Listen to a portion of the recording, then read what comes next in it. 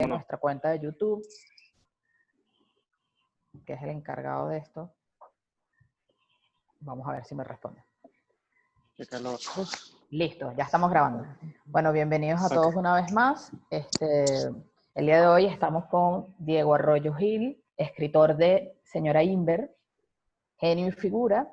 Mi nombre es Mónica Rodríguez, soy parte de la Asociación Civil Más Ciudadanos, que les cuento un poquito de nuestro trabajo. Nosotros somos una ONG que se encarga de promover la cultura ciudadana a través de la formación y de las actividades culturales en busca de promover la ciudadanía. Nosotros estamos ubicados presencialmente en La Guaira, pero tenemos alcance a todo el nivel nacional. Entonces, le doy el paso a Michelle Santos, quien es la directora de comunicaciones de la organización. Hola, espero te escuche bien porque justo acaban de encender algo en el edificio y todo está en silencio y ahorita hay un ruido de fondo, como siempre Murphy, pero bueno, para presentar un poco el espacio, nosotros se llama La Cuadra Cultural y porque desde que comenzó la cuarentena obviamente habíamos estado buscando espacios de interacción y para compartir con nuestros voluntarios. Y la verdad, esto comenzó siendo un club de lectura y un club de cine y mutó a que abriéramos este espacio. Primero, abrirlo a personas externas a la organización que siempre nos preguntaban y siempre estaban full interesadas en participar. Y segundo, abrirnos también a conseguir, por ejemplo, estuvimos conversando con Carlos Oteiza sobre el documental Tiempos de Dictadura y ahora, esta es nuestra segunda edición, estaba conversando con Diego sobre, bueno, el libro Sofía Imbero, hablando un poco de Sofía como un icono de la cultura venezolana. Creo que si estamos aquí ya lo conocemos, pero para hacer una presentación un poco formal, Diego es periodista egresado de la UCB, también fue profesor de la Escuela de Letras de la misma universidad y bueno, se ha desempeñado un montón de roles como fue jefe editorial de Lima y tiene como que un historial bien largo, de hecho con libros creo que también nos suena mucho el libro de Nelson Bocaranda, de Margot Benacerraf, etcétera, etcétera. Un poco hacia lo biográfico, pero creo que son nombres que hemos escuchado. Sí. Muchísimas gracias de nuevo y a todos los que están acá. Para comenzar un poco como a conversar ya en materia, lo primero que realmente queremos que nos cuentes, Diego, es ¿cómo fue el proceso? Primero, que quizás lo planteas un poco en el libro, pero para las personas que quizás llegaron más como casuales, de cómo surge la idea de hacer un libro sobre Sofía y sobre todo cómo la convences, porque sabemos, y los que leímos y quizás hemos conocido, entre comillas, a Sofía, sabemos que es una persona tanto, entonces me gustaría ver cómo, qué tan fuerte o cómo se desarrolló eso. Sí, bueno, en primer lugar, muchísimas gracias por invitarme. Para mí es un honor estar con ustedes y con todas las personas que están, bueno, que se han inscrito y que están aquí, ¿no? Oyendo nuestra conversación, que me gusta mucho, de verdad. Bueno, el origen de todo fue de Simón Alberto Consalvi, una persona con la que yo trabajé en el Nacional. ¿Tú lo oyen bien, verdad? Y son una seña. Gracias, qué bueno. Y Simón Alberto, 2 meses antes de morir, él murió el 5 de marzo del año 2013. Mentira, el 5 no, el 5 se murió un personaje que no quiero mencionar. Consalvi se murió el 11 de marzo del año 2013, pero 2 meses antes de morir, él le dijo a Sofía, que era una de sus grandes amigas, que él consideraba que alguien tenía que escribir un libro sobre ella y ella le dijo, pero ¿quién? Entonces él le dijo, yo te recomiendo que busques a Diego Arroyo, que es un periodista que trabaja conmigo y tal, no sé qué. Entonces Simón se murió y unas semanas más tarde me contactó una de las hijas de Sofía para ofrecerme escribir un libro con su mamá, sobre su mamá. Sofía tenía, como ustedes saben, muy, muy mala fama como persona, no muy mala fama, tenía fama, pues, ¿no? Sin decir que es buena o mala, de persona tremendamente exigente, dominante, en fin, todo lo que más o menos el común denominador del venezolano de cierta edad, en la que me incluyo, tiene idea de lo que es Sofía o de lo que era Sofía.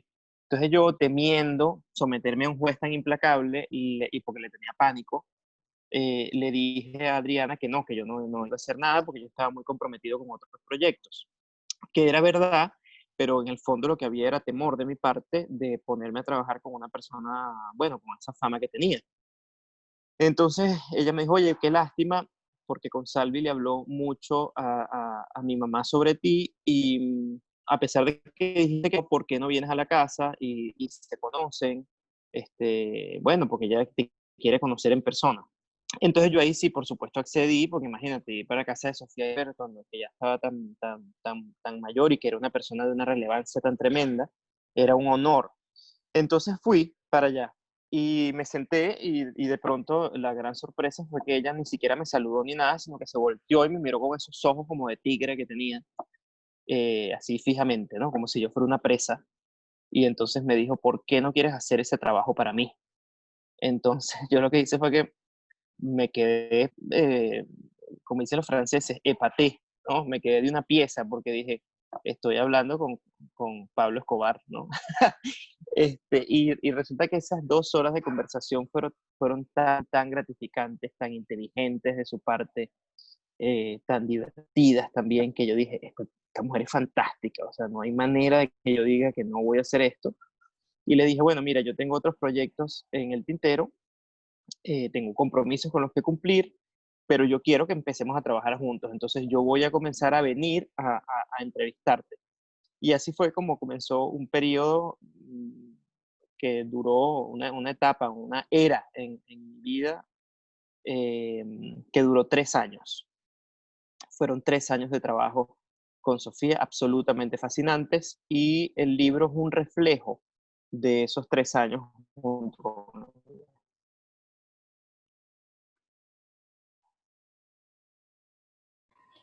Yo leyendo el libro estaba muy impresionada, porque bueno, Ujú. está escrito en primera persona, lo cual Sí. es bastante difícil, Mm. porque para poder hablar de alguien en primera persona te tienes que poder poner en sus zapatos. Y eso no Ujú, es fácil. En una parte del ujú, libro tú comentas que las sesiones duraban más de 2 horas y menos de ujú, 5. O sea, a mí ujú. se me generó la curiosidad de cómo fue ese Sí. proceso de escritura, como bueno, para empaparte a ese nivel de la historia y poder hacer tus palabras las de ella. O sea, cómo fue ese proceso Mm, como tal. Tengo entendido que acá hay personas de la maestría de cultura de la Universidad Central, hay comunicadores sociales. ¿Tú nos pudieras explicar un ujú, poco cómo es la concepción de ese personaje y cómo te ujú, adentras en ella cuando escribes en primera ujú. persona?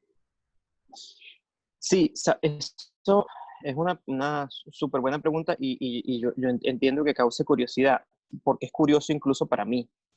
Yo durante los 2 primeros años de entrevistas con ella, yo no le llevé nunca a ninguna página escrita. Ustedes comprenderán que Sofía, tal como era, un día me dijo, yo la verdad es que no conozco a ningún periodista tan lento en dar algún resultado. Eres la primera persona que yo conozco en ese sentido. Yo lo que hice fue que me eché a reír porque ya estaba acostumbrado a la manera de ser de ella, pero tenía razón, oye, que una persona vaya a hablar contigo durante 2 años y que tú en el transcurso de ese tiempo no lleves ni siquiera una página escrita, es una cosa verdaderamente inverosímil. Pero la razón de esa demora era que yo no sabía cómo escribir. Es verdad que yo ya había comenzado a escribir, pero era Diego Arroyo hablando sobre Sofía en tercera persona. Y yo sentía que esas páginas no tenían la potencia que yo sentía cuando la oía hablar conmigo en persona. O sea, que yo no daba, digamos así, la talla escribiendo en tercera persona sobre Sofía, desde afuera sobre Sofía.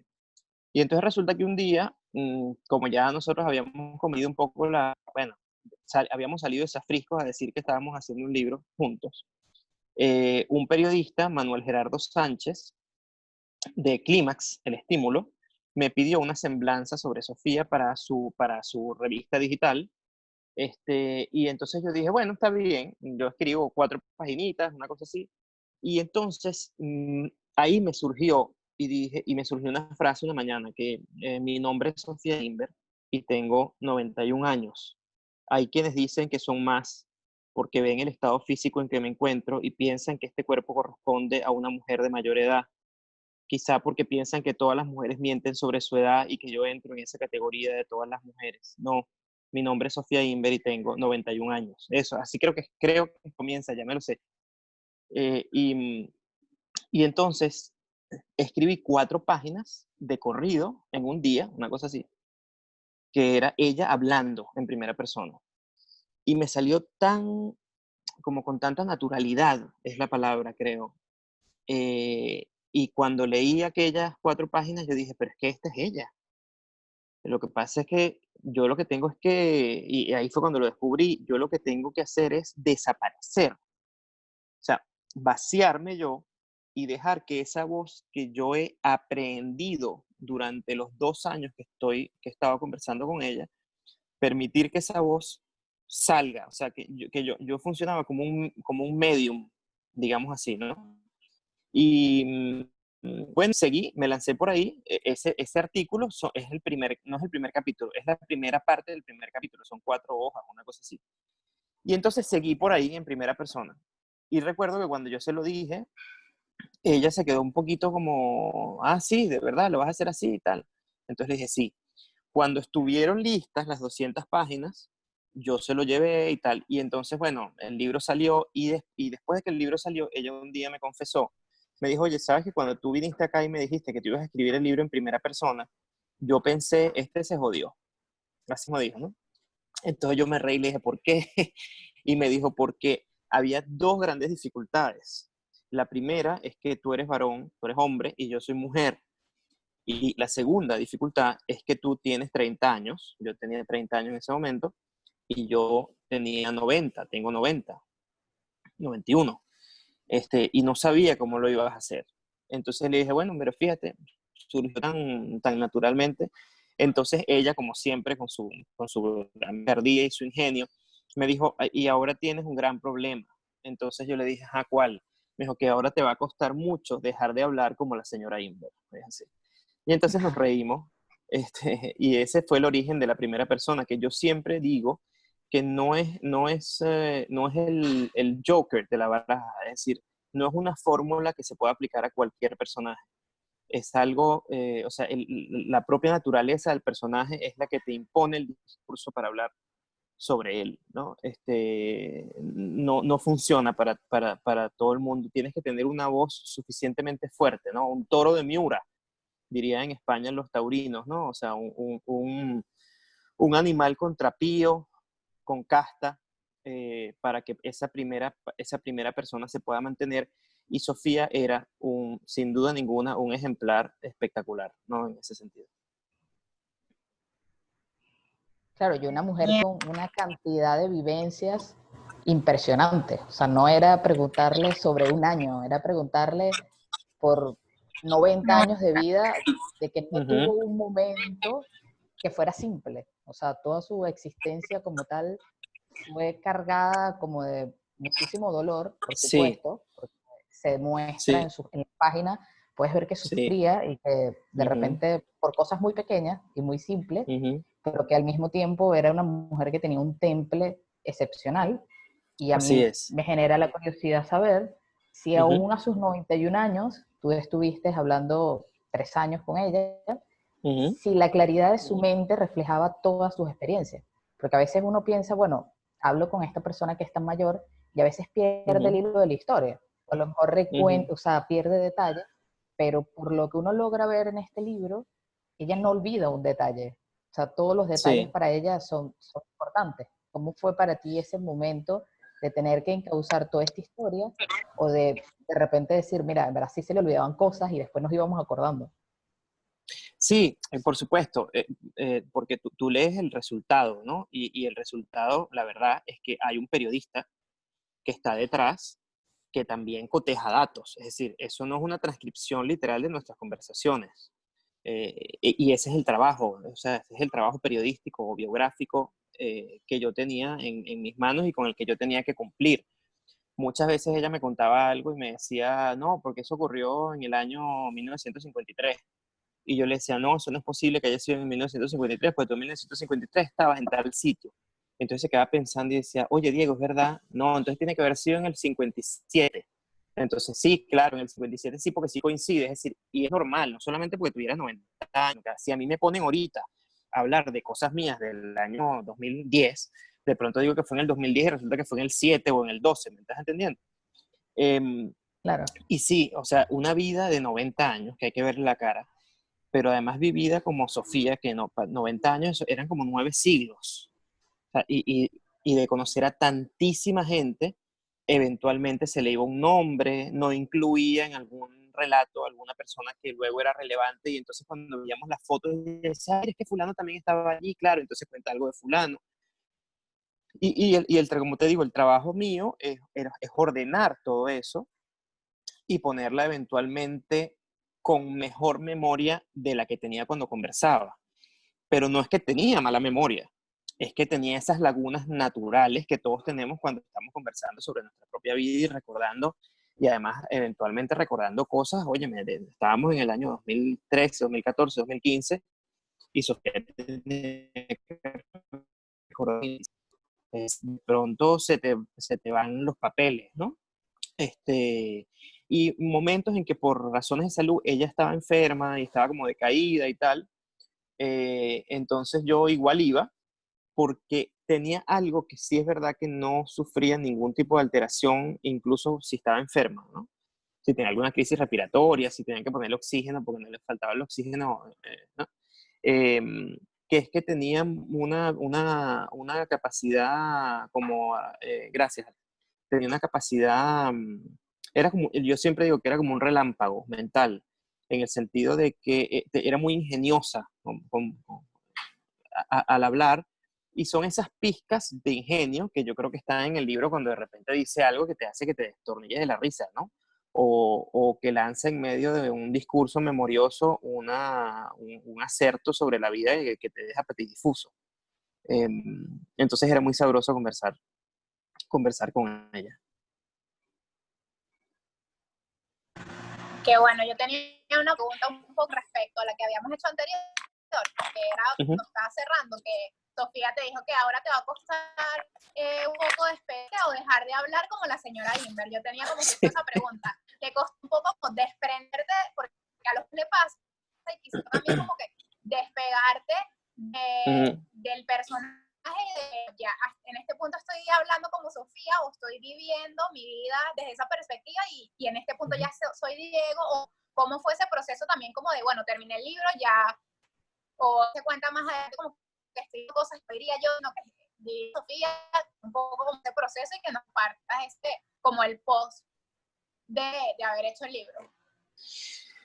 Sí, realmente no había ninguna dificultad, puesto que era un animal tan exótico, que no había ningún chance de que yo sintiera que estaba hablando como ella, ¿no? Ella lo decía un poco en broma, ¿no? De que, bueno, has estado hablando sobre mí como si fuera yo durante tantos meses, que la voz se te va a quedar por dentro. Y es verdad que esa voz yo creo que yo todavía la tengo, digamos así, ¿no? O sea, todavía está conmigo. Hasta el punto de que hubo tantas cosas que yo no incluí en el libro, porque si no hubiera sido un libro muy largo, y la editorial Planeta no podía publicar un libro tan largo por múltiples razones, que yo siento que si yo ahora me siento en la computadora a reescribir ese libro desde el principio, no a reescribirlo desde el principio, mentira, a ampliarlo, yo sé que me saldría la voz. O sea, yo sé que me saldría el tono, porque ya es una cosa como cuando aprendes a tocar guitarra, ponte tú, que ya sabes cómo atacar el instrumento, y eso está allí, ¿no? Y por eso yo no descarto ampliarlo. De hecho, ella estaba un poco de acuerdo con que eventualmente yo escribiera otro libro, que era lo que ella quería, que escribiera un segundo libro, pero yo creo que lo que se podría es ampliar. Entonces, bueno, esa voz está allí, ¿no? Esa voz está allí como decirte que ha estado, bueno, otras voces de otras personas sobre las cuales he escrito. Pero no es que creas que yo entonces al salir de allí estaba poseso como Linda Blair en el Exorcista, ¿no? Y que hablaba en la panadería como si fuera ella, no, no, no, para nada. Por supuesto que hay ciertas cositas, como ciertos, no trucos, pero enseñanzas, tonalidades, ironías también, que yo siento que conservo, ¿no? Y que ella me enseñó, pero no solamente me pasa con ella, me pasa con cualquier persona que haya sido importante en mi vida o en mi trabajo, como nos pasa a todos, ¿no? Y esa es, bueno, esa es la enseñanza que se le quedan a uno de las personas que han sido, que finalmente son trascendentales, pues, ¿no? Para tu trabajo, para tu vida. No, y que incluso se pudiera decir que casi que la llegaste a conocer más que sus hijos, porque dentro de todo creo que les deja, conociste cosas muy ¿Tú íntimas de sabes qué ella. pasa?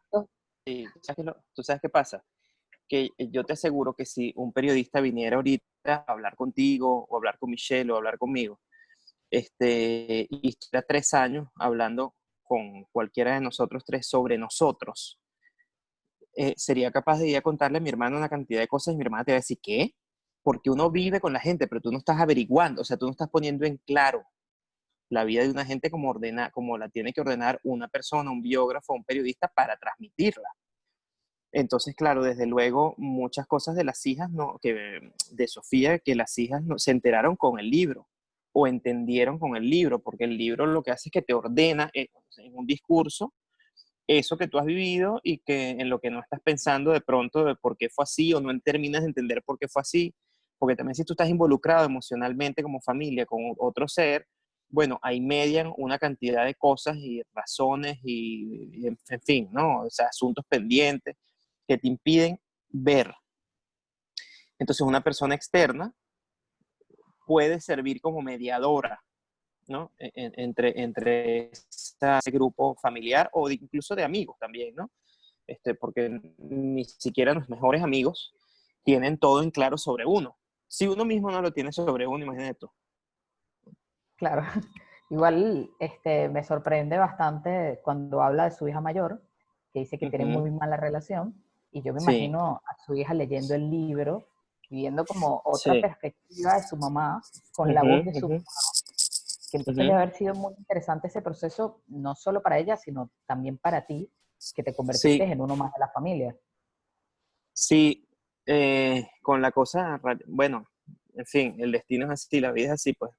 El libro salió en junio y Sara murió en noviembre del año 2016. Y Sofía se murió en febrero, 3 meses después que su hija. O sea, Sofía vio morir a su hija mayor, esta con la que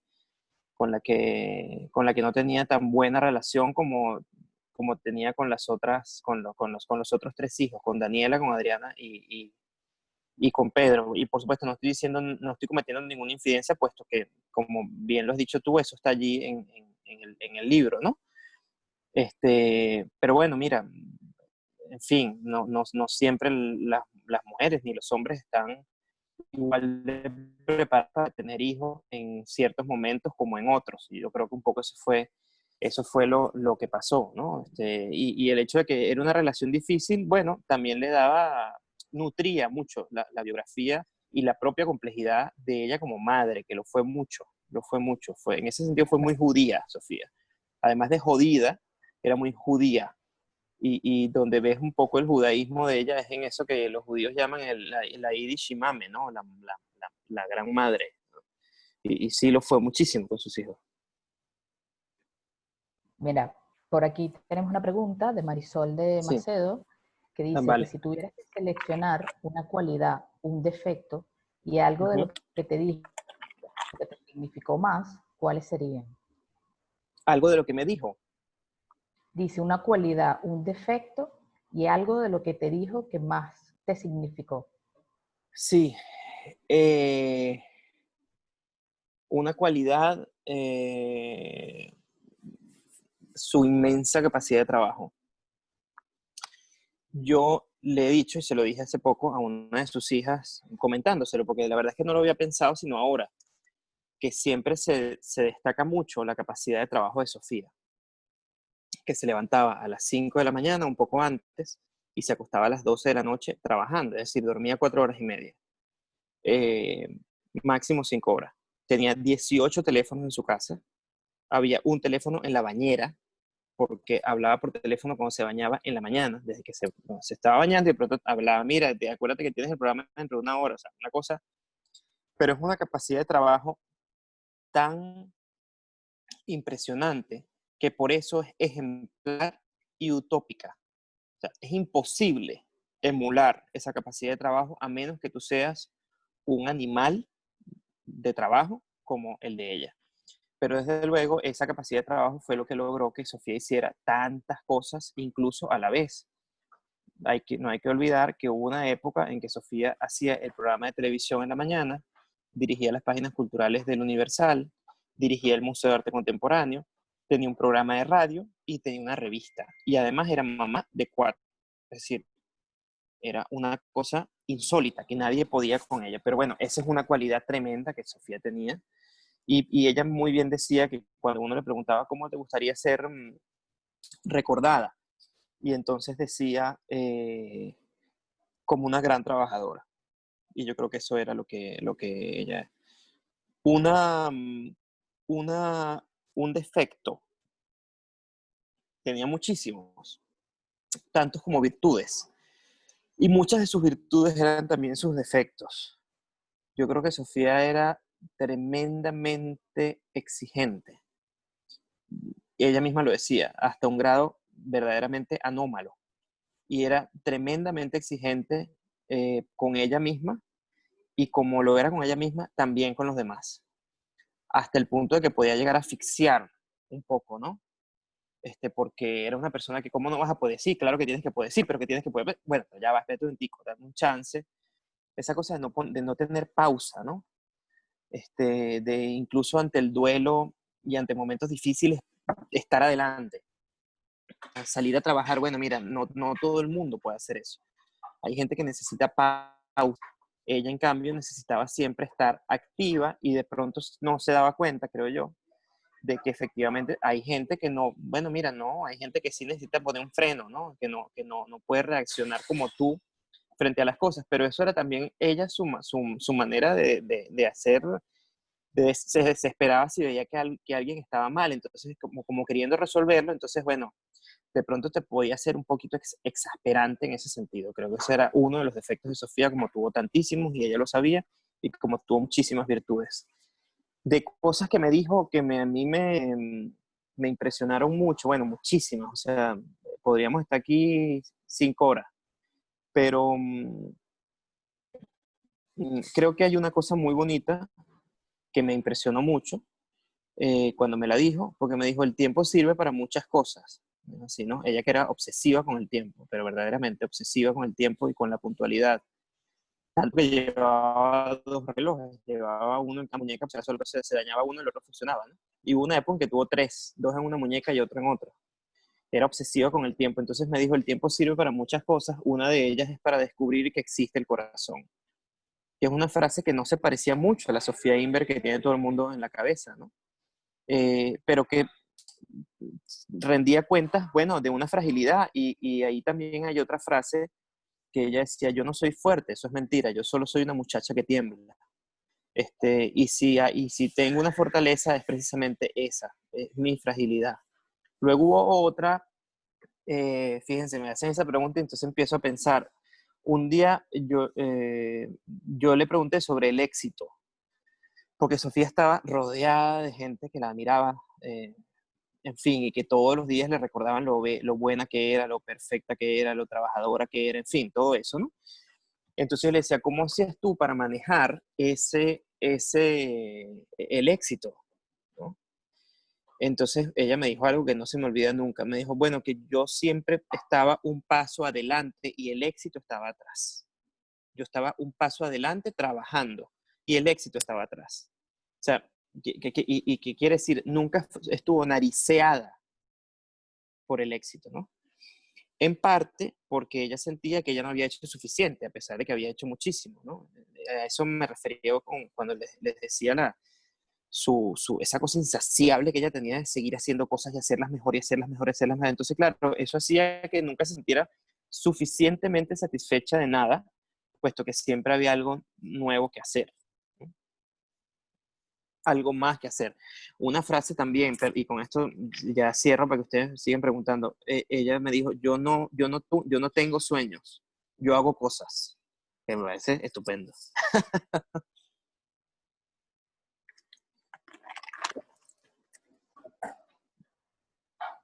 es verdaderamente impresionante su capacidad de trabajo y que tuvo hasta los últimos años. O sea, recuerdo Sí, haber leído la parte que contó de su currículum, que dijo que ujú, tenía 33 páginas y sí, que y ella 32. estaba desempleada. Entonces, Sí, bueno, fue bastante... imagínate tú el currículum de Sofía, era una cosa monstruosa, Y es que decir, tenía, y que tenía 90 años, igualito pensaba en su currículum. O sea, pensaba que podía no, seguir no, trabajando. no, no en su currículum, lo que pensaba, lo que quería era seguir trabajando, es decir, claro, moviéndose, es que ella no, lo que no le gustaba era la inmovilidad, para nada, necesitaba moverse constantemente. Mira, aquí en las preguntas, alguien, Adam Rodríguez, pregunta que qué actividad estaba realizando en esa época cuando escribiste el libro, o cuál era su Ujú. pasatiempo en el que invertía su tiempo durante los últimos años. Cualquier cosa, es decir, yo me acuerdo un fin de semana que ella y su hija Adriana fueron a una exposición, a la inauguración de una exposición de arte y luego a otra y luego a otra. Y entonces cuando íbamos por la actividad número 5 que ya era tarde, pues en la tarde, todavía había posibilidad de seguir haciendo otra y ella quería seguir. Y Adriana, o sea, yo no puedo más, yo necesito, vámonos para la casa, ¿sabes? O sea, ella cualquier cosa, recibir gente, pues le gustaba mucho recibir gente, y salir a pasear, a veces sin destino, montarse en el carro y que el conductor la llevara por Caracas a ver Caracas. Vamos para el centro hoy, vamos para la UCB, ¿sabes? Conmigo fue para la UCB 2 veces. Entonces siempre estaba haciendo algo, llamaba por teléfono, estaba pendiente de los hijos, de los nietos, de los amigos, de las noticias de Venezuela. Se metió en clases de inglés a pesar de que el profesor decía, pero ¿qué hago yo aquí si esta mujer habla inglés? Bien, pero te das cuenta de su afán, ¿no? De seguir haciendo cosas. Imagínate una mujer de 91 años, que entonces que ella quiere ver clases de inglés, cuando ella sabe que ella habla inglés. Pero no, no, es que no lo hablo bien. O sea, no lo hablo tan bien, mejor dicho, no lo hablo tan bien como yo quisiera hablarlo. Entonces, ¿sabes? O caminar con el fisioterapeuta, o hacer ejercicio con el fisioterapeuta, dar entrevistas. Bueno, una vida Incluso alguien movidísima. Yo comenta creo que ella hacía más acá, cosas que yo. yo también creo, en verdad. Alguien escribió justo acá en el chat, puso que por tu libro descubrió la injusticia al no Ujú. reconocimiento de la valiosa participación de Sofía Inver en la hermosa ciudad universitaria de la USB. Sí, ahí voy a hacer una aclaratoria, porque esto ha causado muchos inconvenientes. No es verdad que Sofía haya traído obras para la ciudad universitaria. Lo que ocurre es que cuando ella, perdón, cuando ella estaba en París, José Guillermo Meneses era diplomático de Venezuela. Entonces, por su relación con los artistas, ella fue testigo de algunos trámites que se hicieron en aquel momento cuando Villanueva estaba comprando obras. Y desde luego sustancia el hecho de que Villanueva y Vasarely, que mandó 3 obras para la ciudad universitaria, se conocieron en su casa y que hay un tríptico que se llama Sofía, que se lo puso Vasarely en homenaje a Sofía, pero no es que Sofía fue la encargada de comprar obras, que mucha gente ha dicho eso en la prensa, y entonces me ha metido a mí en un rollo, porque Sí, comprensiblemente claro. los historiadores de arte dan cuenta, mira, esto no fue así, o sea, ella tuvo una mínima participación, tanto que dicen, ella ni siquiera aparece en la documentación de Villanueva con respecto a la ciudad universitaria. Bueno, sí es verdad, pero hay un testimonio de ella, mínimo, que para ella pesaba mucho porque admiraba muchísimo a Villanueva y por la importancia de la ciudad universitaria. Hago esta aclaratoria un poco por si acaso alguien ve esto y entonces vuelve a decir que es que yo estoy diciendo que Sofía compró las nubes de Calder. No, no es eso. Es una pequeña anécdota de una época de Venezuela en que hubo muchísima gente involucrada con Villanueva en ese proyecto y que ella, es verdad, sentía que había tenido un protagonismo también mínimo, pero muy importante para ella, puesto que ella había sido testigo de muchas de esas gestiones, ¿no? ¿Qué pudieras decir con respecto a la participación de Sofía Inver en Ujú. lo que es la cultura venezolana? el legado grandísimo que dejó. Algunos no han leído el libro, por eso te lo pregunto, que quisiera que nos dijeras en tus propias palabras el legado que ella ha dejado en este país en cuanto a arte se refiere y con el museo contemporáneo. La importancia de un museo, por ejemplo. Bueno, yo creo que es ese, es decir, el legado, como ella decía, por sus obras los conoceréis, a pesar de que era judía, sí citaba la Biblia, como queriendo decir, bueno, se puede hablar mucha paja, pero los hechos son los hechos, o sea, y el hecho es que el museo está ahí, pues, o sea, el museo está ahí en malas condiciones, lamentablemente, pero hay una colección, y esa colección la hizo Sofía junto con todo su equipo, por supuesto, no, eso no es una labor únicamente de ella, pero desde luego ella fue la cabeza, y un museo de cero, porque lo usual es que se cree un museo para presentar y cuidar obras preexistentes de colección, ¿no? Y que ofrecieron. Pero en este caso no fue así. En este caso es que no había nada y ella, bueno, yo voy a crear un museo, pero tienes que comprar las obras. Y así empezó con 232.000 bolívares y cero obras, 600 metros cuadrados. Y cuando Chávez la votó, el museo tenía creo que 20 metros cuadrados y más de 4.500 obras.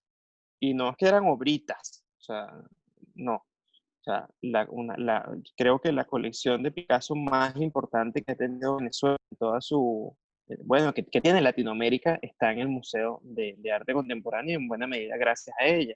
Pero no solamente el museo, yo creo que la verdadera obra, yo siempre lo he dicho, no sé si esto es un sacrilegio, pero no me importa en absoluto que lo piensen, no ustedes, cualquiera que lo piense. Yo creo que la verdadera obra que deja Sofía es ella misma. O sea, la construcción de esa individualidad, de ese personaje, que es un ejemplo de trabajo. En un mi virtud como venezolana es no haber perdido el equilibrio, haber sabido mantener el equilibrio en un país que vive de perder el equilibrio. Entonces, en ese sentido, yo creo que fue una persona ejemplar como ciudadana y como trabajadora, y su legado en el museo es verdad, pero también en el mismo, que es otro legado cultural, que es muy, muy importante. Bueno, yo aquí Sí, pensando, total. yo creo que el día de mañana, cuando estén dadas las condiciones, yo creo que habría que hacer Ujú. nuevamente un renombramiento del Museo Contemporáneo. Yo no sé si tú estarías dispuesto a Sí. participar en esa búsqueda Mira, de devolverle su yo creo que nombre. es, no, bueno, desde luego, yo lo dije el día que presentamos el libro, yo lo dije, pero no es ningún ingenio mío, yo creo que eso es un sentir, o sea, yo creo que eso es un sentir. Muchísima gente se sigue ese museo, porque es verdad, Luis, ¿no? Se le critica mucho por Carlos Pérez, que puso el no, eh, pero bueno, es verdad, o sea, le estaba legalizando una relación, tiempo, es decir, ¿cómo se puede llamar Armando Reverón? Armando Reverón es maravilloso, pero museo para todo el mundo lo conoce como Museo de Arte Contemporáneo de Sofía Inver, ¿no? O sea, tú dices Sofía Inver, primero se le dice Sofía, y no hay dos, no existen dos. Sofía es Sofía Inver, es la única, y es la que hizo. Habrá muchas que hacer en vez cuando pase toda esta cosa horrible. O sea, y una de ellas es restituir ese nombre, no solamente por ella, también por nosotros, ¿no? Por lograr mantener con nosotros ese ejemplo de constancia, de trabajo, de dedicación, de amor por el país. ¿No? Un país en el que ella no nació y sin embargo no aceptaba bajo ningún concepto que se dijera que ella no era venezolana, puesto que ella decía que ella era venezolana y que quería el país más que a sí misma. No sé que si quería el país más que a sí misma, yo creo que ni siquiera se planteaba eso, puesto que se sentía tan unida al propio país, ¿no? Que era como una extensión de ella misma. O sea, tú te pones a ver y mira, yo te digo una cosa, Sofía, con todo el éxito que tenía en la televisión, con la inmensa capacidad que tenía, con los contactos internacionales que tenía, Sofía no tenía ninguna necesidad de hacer el museo. Tanto que cuando ella se lo medio propusieron y Carlos dijo, no, no, no, pero es que ella no tiene tiempo. Y ella saltó y dijo, yo sí tengo tiempo. Y lo hizo. Entonces, tuvo 14 años sin cobrar sueldo. Bueno, ¿y qué más? O sea, ¿qué más se puede pedir una persona que dirigió ese museo durante 27 años? Que además formó un equipo extraordinario de profesionales. Bueno, tú no se pone a ver la historia de este museo, todo lo que ellos hicieron, y cómo Sofía tenía visión y se le ocurrían cosas que yo mismo pensaba y decía, pero ¿cómo se le ocurrió esto en aquel momento y pensó que era posible? O sea, por ejemplo, la educación estética de los invidentes en el museo, el Maxibus, es decir, es verdaderamente impresionante lo que ella hizo. Y sin embargo, cuando tú hablabas de ella, cuando tú hablabas con ella sobre el museo, ella hablaba poco, es decir, no, ella no estaba llorando por la esquina. Bueno, hay que seguir haciendo, ¿no? Entonces, por supuesto, y si yo estoy aquí, digo yo, aquí en Venezuela y entre los vivos todavía, cuando sea posible que ese museo vuelva a tener su nombre, estaré de primero defendiendo que eso sea así, contra los que piensen que eso no debe ser así. Yo creo que eso tiene que ser así. De hecho, ya lo es. O sea, emocionalmente, sentimentalmente, como decía, es un sentir colectivo. Ese museo se llama Sofía Inver.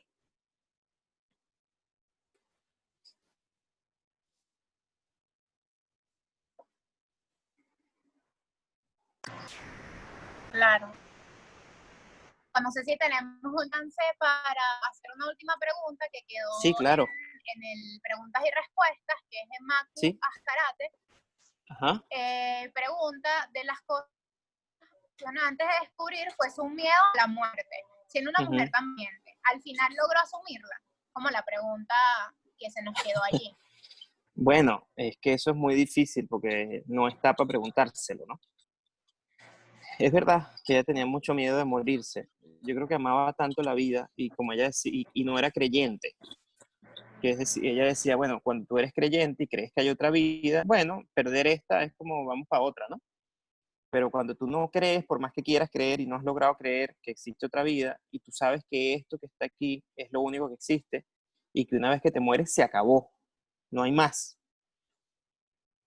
Es como una gran decepción, es decir, cuando el mundo es tan maravilloso, tan bonito y poder seguir estando con sus hijos, ella con sus hijos y con sus nietos, lo que ella decía, los cielos de Caracas. Entonces sí es verdad que, bueno, tenía miedo a morir y recuerdo que un día me dijo, oye, yo creo que hablar de esto contigo es un crimen, me dijo así, porque tú eres un muchacho y yo te estoy revelando una realidad que tú no necesariamente tienes por qué conocer.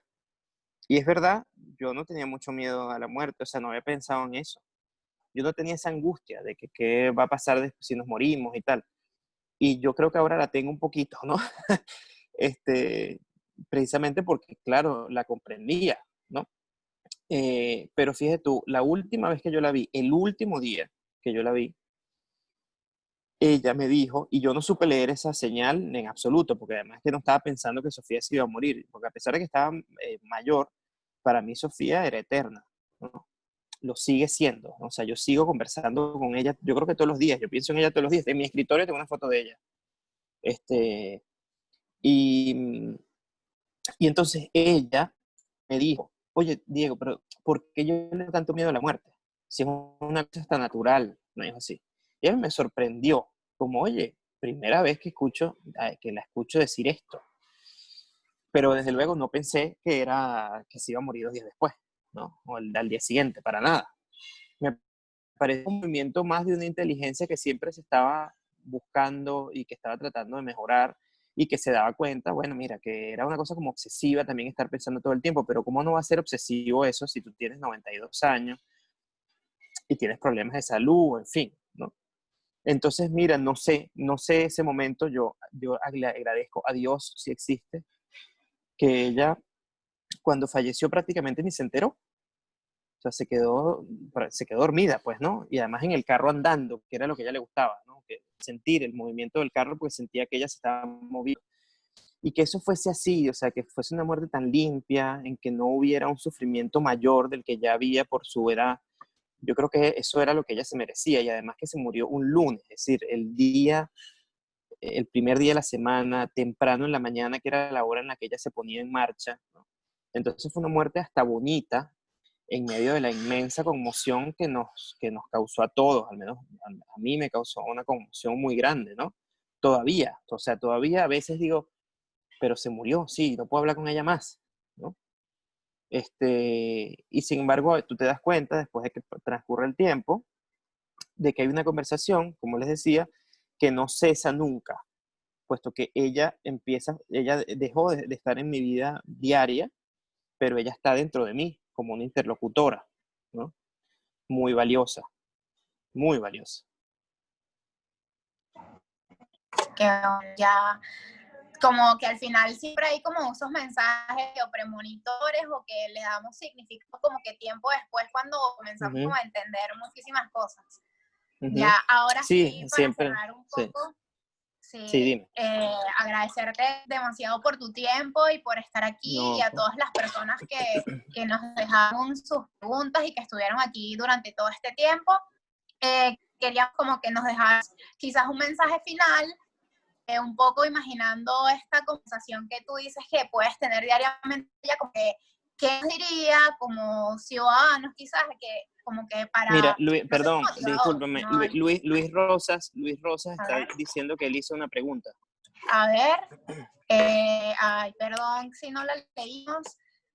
Aquí está, pero disculpa. Dice, ¿qué cree que debe tener un personaje para escribir su biografía? Bueno, puedes responder eso y luego Ser cerramos un personaje.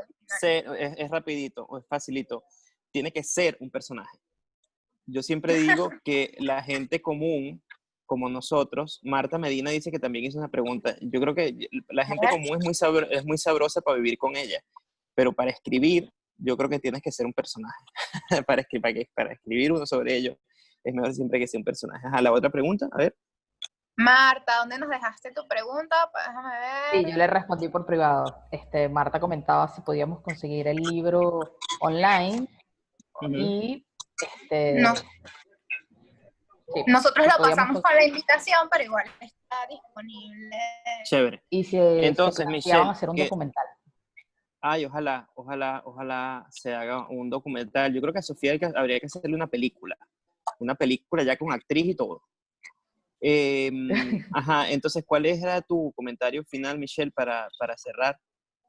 Sí, era un poco como que qué nos diría a los ciudadanos y que estamos como resistiendo y resilientes y que en verdad estamos como interesados en que se recupere como época donde la cultura, o que teníamos como que esta apertura para recibir y tanta también exportación quizás de talento, que ahorita igual lo hay, creo que el mundo lo digital lo permite muchísimo, pero como que más a esa simbología. Y que nos dice Sofía, quizás como que, ¿qué sentirías tú que nos podría decir ante esta situación?